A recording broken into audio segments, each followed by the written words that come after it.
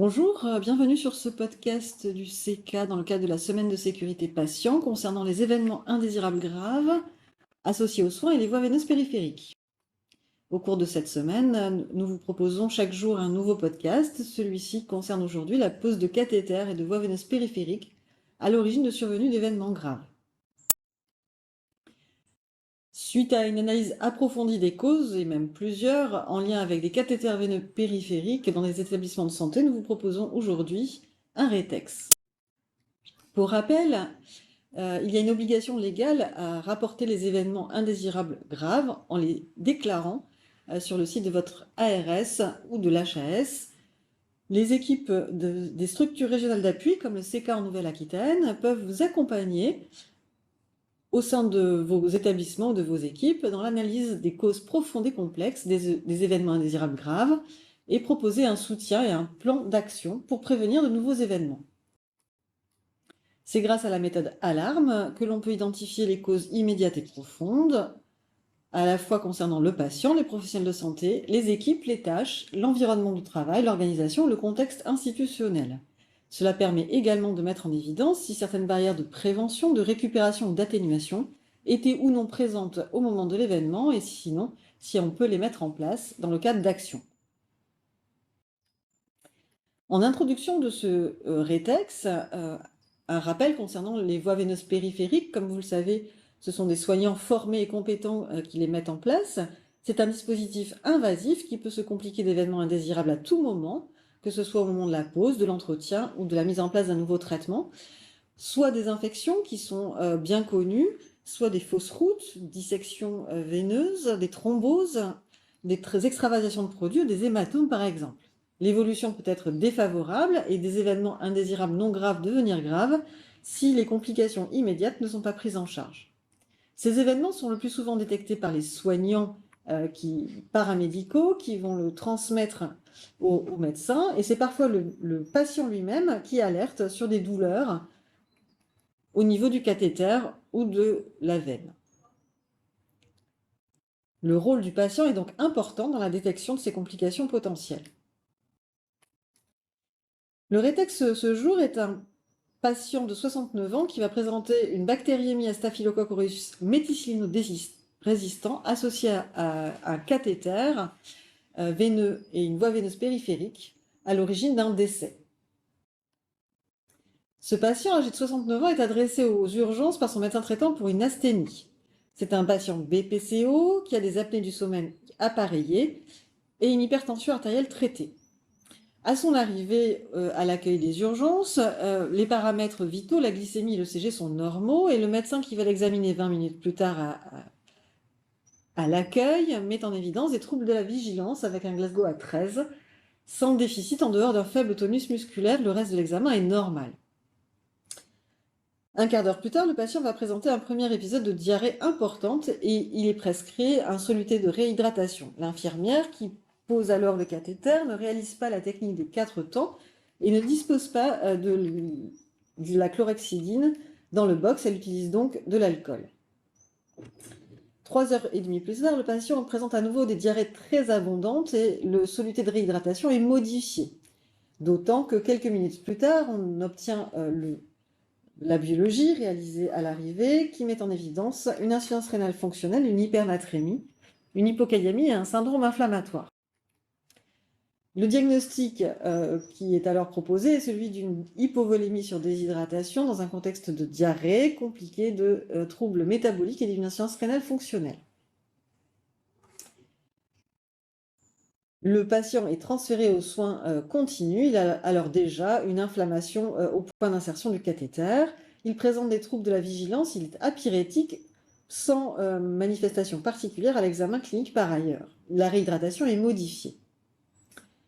À l'aube du deuxième jour, l'infirmière, qui est une intérimaire en remplacement cette nuit-là, constate tout d'abord que le patient est fébrile, qu'il a un abcès au point d'insertion de la voie du cathéter veineux périphérique. Elle réalise alors 2 hémocultures et retire ce cathéter qu'elle va mettre dans un pot stérile, prévoyant de l'envoyer en bactériologie. Elle perfuse le patient alors au bras droit et réalise des transmissions ciblées écrites qu'elle transmet également au médecin par téléphone.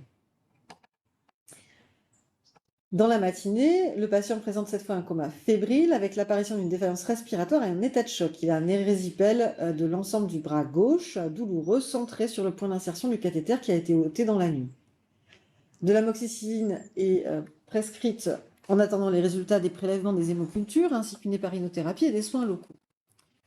Le médecin qui passe ensuite à la visite va modifier l'antibiothérapie pour de la cloxacilline, et celle-ci sera administrée à 14 heures du fait de l'absence de degré d'urgence dans les prescriptions médicales sur logiciel et l'absence de transmission orale.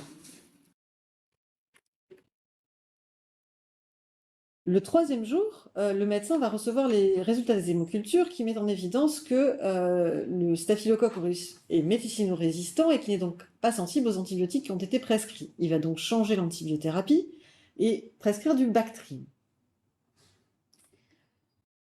Dans la matinée, l'infirmière va alerter le médecin sur l'évolution défavorable de la lésion au niveau du membre supérieur gauche. Le médecin note d'ailleurs, 1 heure plus tard, qu'il existe une décompensation cardiaque et une insuffisance rénale. Il existe par ailleurs un Escherichia coli BLS dans les urines qui est sensible au traitement instauré.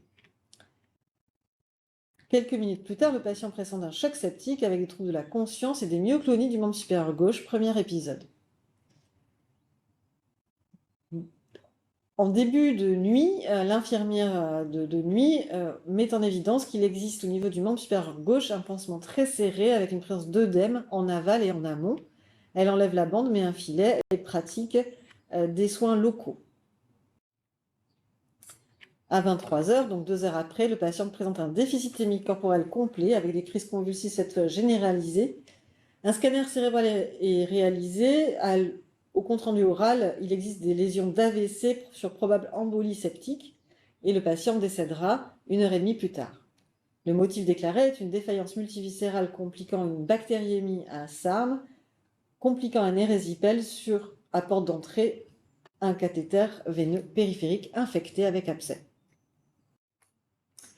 La cause immédiate de cet événement est le non-respect des bonnes pratiques de gestion des voies veineuses périphériques, que ce soit à la pause et au début de l'entretien et de la surveillance.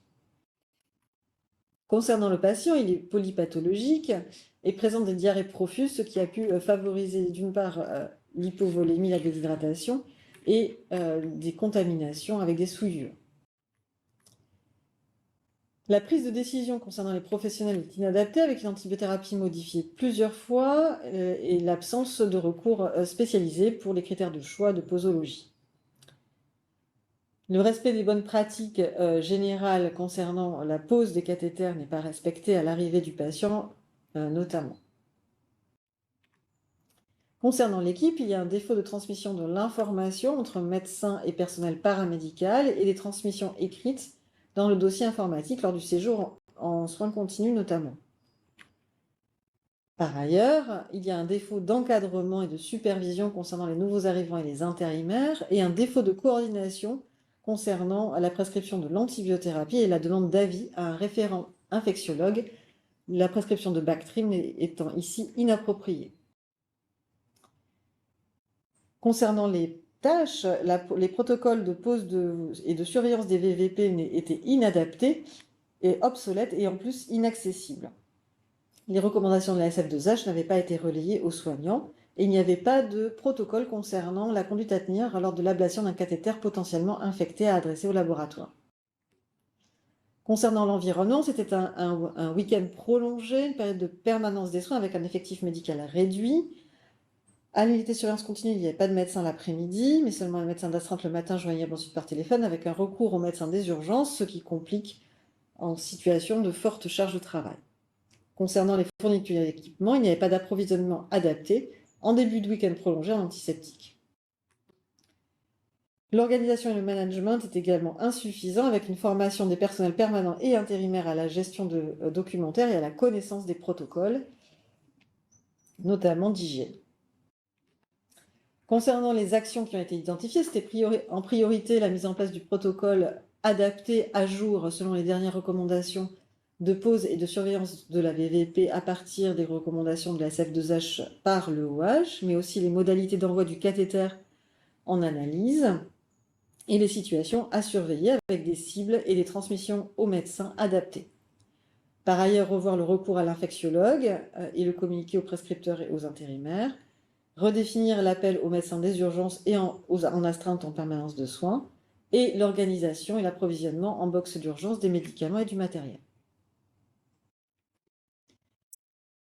En conclusion, c'est une complication bien connue, mais qui persiste, c'est à l'origine de décès et qui peut être prévenue par des modes d'opératoire simples en les rendant accessibles. Il faut savoir bien les connaître, avoir un protocole de pause mis à jour régulièrement par l'OH et les recommandations d'hygiène, proposer une checklist de pause et de surveillance du cathéter, d'autant s'il y a des nouveaux arrivants, des intérimaires qui utilisent habituellement d'autres matériels, choisir le cathéter, le site de perfusion, et également prendre en compte le bon usage du médicament, car la dilution et les débits de perfusion en fonction du RCP ont un rôle dans la survenue d'infections et par l'inflammation qu'ils induisent. En effet, certains produits cristallisent dans les cathéters.